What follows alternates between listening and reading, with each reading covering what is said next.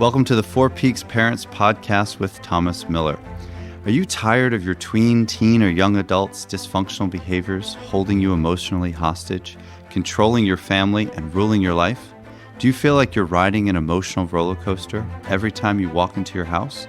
If you answered yes, then you're in the right place. This podcast is a community for courageous parents just like you who come here to gain effective tools, skills, learn concrete action steps, and take power back so they can change their tween, teen, or young adult's life and change their family's future. Hey everybody, welcome back to the Four Peaks Parents Podcast with your host, Thomas Miller. Today we're going to talk about icebergs. What is this guy talking about? The exact title is How Icebergs Sink Ships, but they also sink families too. And I'm going to get into what the heck I'm talking about. If you haven't seen actually an image of an iceberg, it is totally worth checking out. They are so freaking beautiful. And if there's any geologists out there, you can fact check me, please. I believe it's only 15% of icebergs, maybe 20, are above water and exposed. So when you look at this image of an iceberg, it is so vast. What's underwater is enormous. And so when I use this analogy or metaphor with the parents that are in the Four Peaks Parents community or the parents that are working with me directly on the Four Peaks Parents program, it's really about making sure the issues are not submerged. So often we look at a family or we look at a child and we're like, oh, they're good. Like that's that Pinterest family over there. Oh my God, they look so great, right? But what's underwater is kind of scary and ominous. And because I have sat in front of thousands of teens and tweens and young adults, as well as coached hundreds and hundreds of families, I know that sometimes what the outside looks like is not exactly what the inside looks like. So our job as parents is to raise the iceberg. Literally, we want to know more about our kids. We want to see the whole picture. We don't want issues, whether it's around body image or cutting or just depression, anxiety, poor self-esteem, inner critic, whatever it is, to be underwater. We want them to be able to avail themselves of us. Yes, we're parents. They're not going to tell us everything. We're not going to know everything and anything about, what's going on. That being said, on my drive to school this morning, I have a captive audience in the form of my son. I have a good 16-minute drive, and I was asking him a lot about vaping. And how often do you see, he's a freshman, how often do you encounter the smells of vapes? How often have you seen kids' vapes? What's your thoughts on vapes? What is a vape? What do you think, are the positives, believe it or not? This is not going to be this episode, but I'm going to do a whole episode in the future about how to talk to your kids about drinking and drugging. And you don't want to start immediately with, you're going to die, right? If you ever vape. I'm not saying that I'm positive and selling vaping at all. There's so many negatives. My son thankfully was like, there are no negatives. I'm like, I would agree, right? And then we talked about short and long-term consequences. But that's a great example. You don't know, right, if you don't know. And you don't know if you don't ask. So we want to raise the iceberg. One thing that's just important to think about is as a child, we have these norms, right? These are like what was normal, right, in our childhood. And so often, so many of the families that I work with, they allow their childhood norms to kind of drive the bus. So they either, without thinking about it, they replicate the norms of their childhood. And that's true about emotionality, as in emotional expression, conflict, communication. And sometimes we just, again, fall back in to how our parents parented, right? And so it's important for us to take a look at first, how was conflict between your parents handled? Were issues visible or hidden? Were there secrets in your family? These are really important things because as you forage into your new sort of parenting role, as you either by yourself as a single mom or single dad or a co-parent, say, you know what, I want to create these new norms, which we're definitely going to talk about in future episodes as well. How do we shift, right, from the archaic old norm to the new norm? It's important to first think about, what did we get, right? What was bequeathed to us? What's kind of hard baked in that environmental DNA, right? We also have actual DNA too, right? So it's important to realize that sometimes, right, we come from a family where there were icebergs. Things were not talked about, right? Whether that was the super Leave It to Beaver type Von Tramp, Von Trapp, I think Von Trapp, Von Tramp. That's probably a different family. We should watch that movie as well. But the Von Trapp family, I think I got that right, right?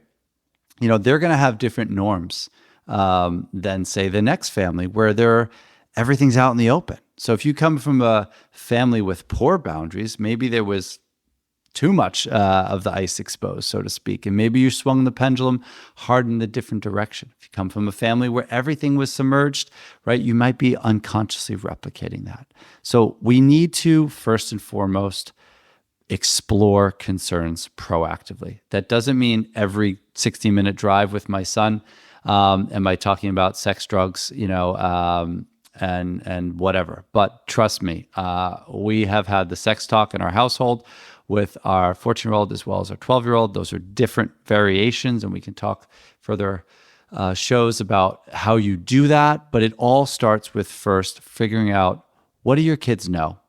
What are they exposed to? What is actually kind of going on? What is appropriate? What is normal, right, for them? If, again, we assume they got it, not a good look. My dad is no longer with us.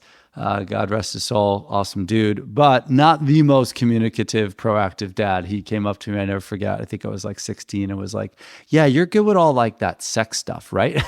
And I was like, I guess I have to be, Dad. So thanks. And it was like, I think he was gone before I had a chance to even reciprocate. So my dad was amazing in many ways, but maybe not the most gifted communicator in terms of really exploring and soliciting my worldview and kind of marinating with me on what was going on for me in my life. So let's be curious, right? So the first thing I want you to do is, you could write this down. It's called oars, right? OARS.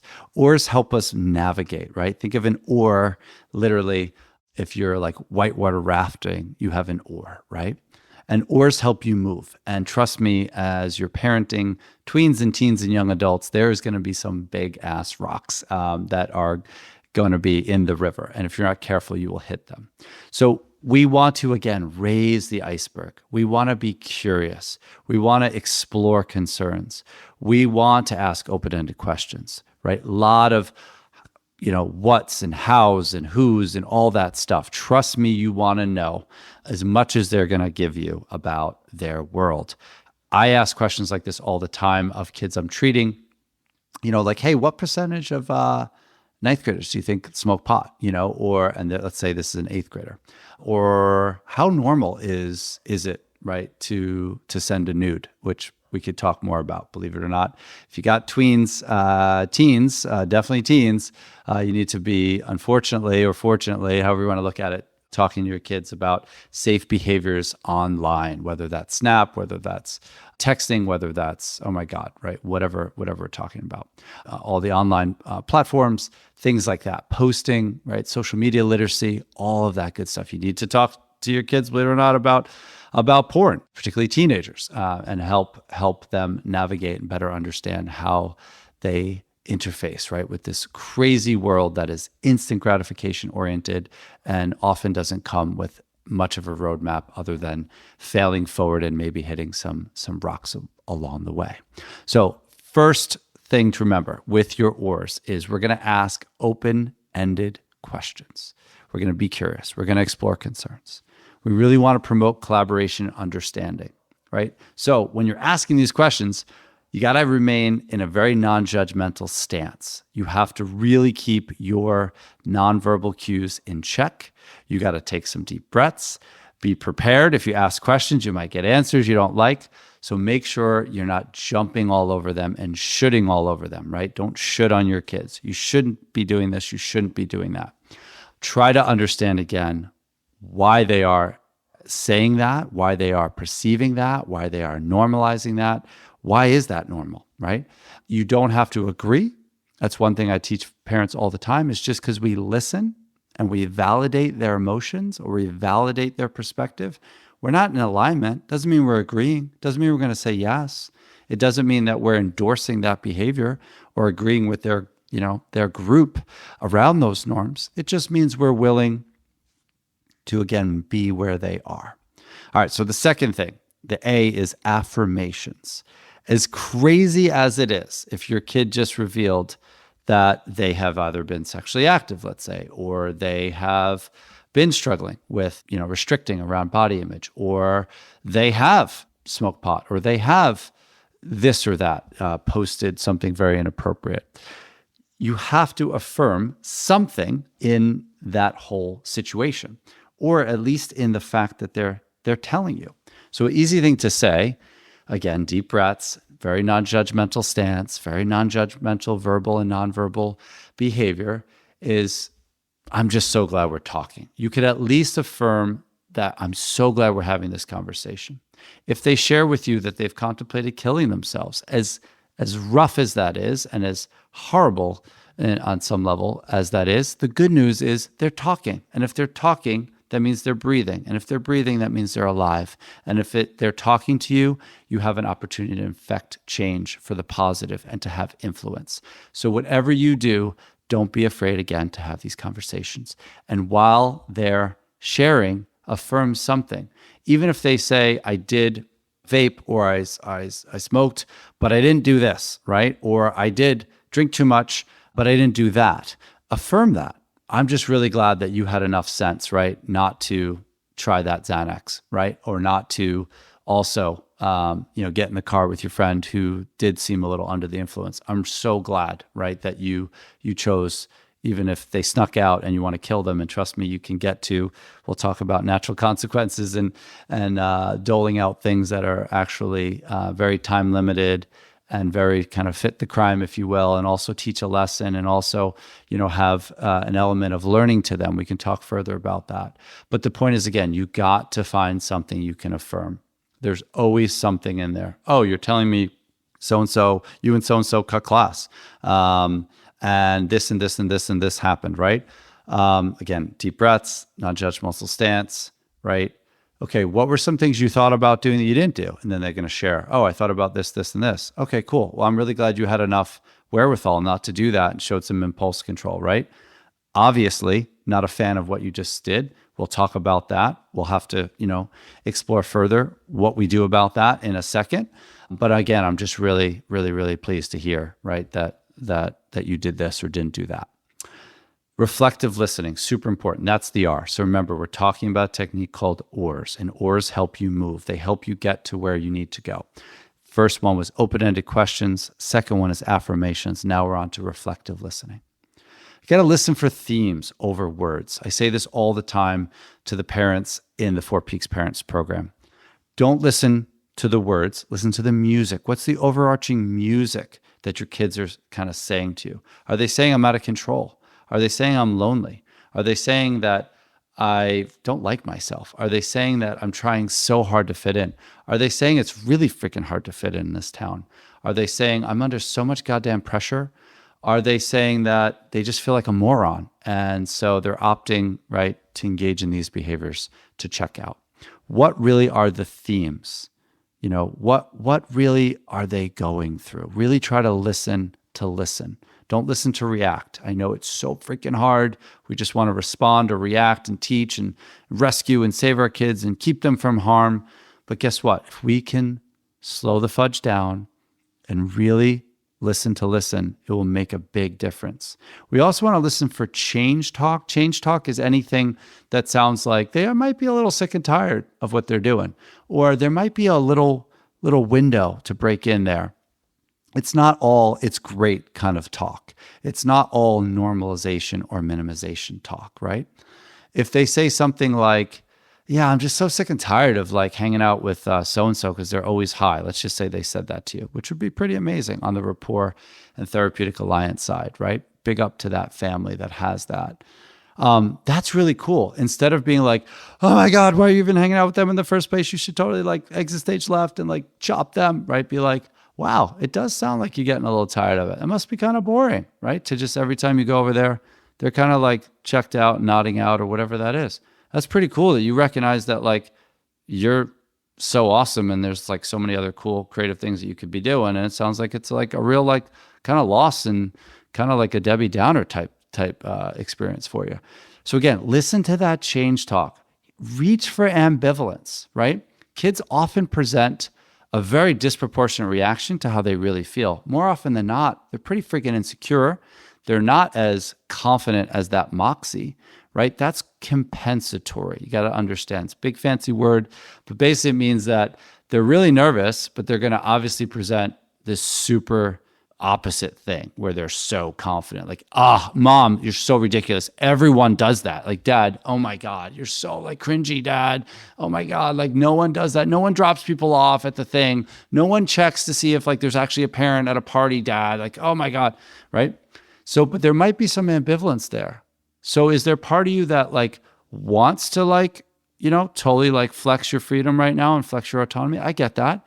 But is there also part of you that like likes the fact that I'm involved? Is there any part of you? See if there's some ambivalence there, right? See if there's a way to get them to thread a little bit more understanding that, yeah, you're not the average permissive parent. You are going to go a little deeper. Okay, but maybe there's a win-win where we can find a happy medium, where we can flow some trust to each other, right? And figure that out.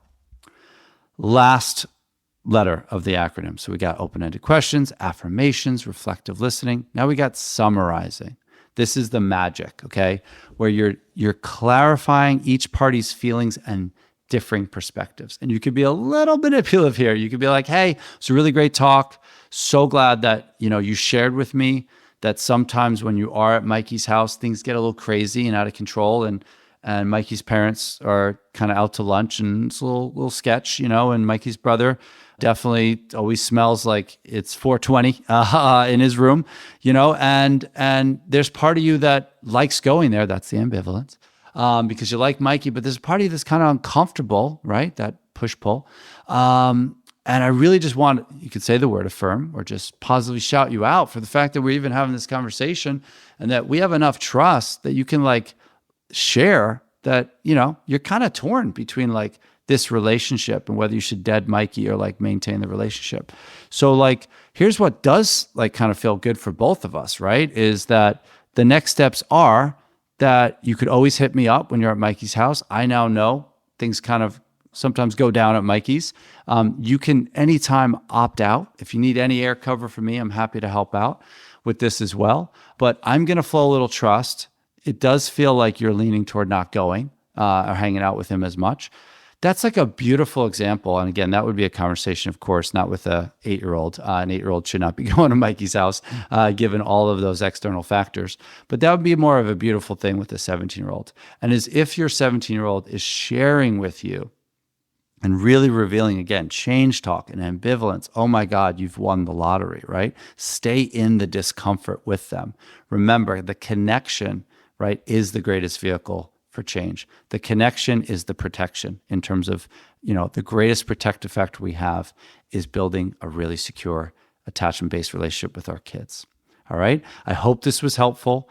Please practice those open-ended questions. You could do it if you have a co-parent. Practice with each other. Become super like keyed up, angry teen person and practice your open-ended questions. Try to affirm something this week. Try to, again, listen and really use that reflective listening techniques. Listen for themes over words and make sure at the end of every conversation to summarize and make sure you repeat their worldview so they could feel heard as well as also, again, your greater view. You have an awesome week, people. I'll talk to you next time. Bye. Be well.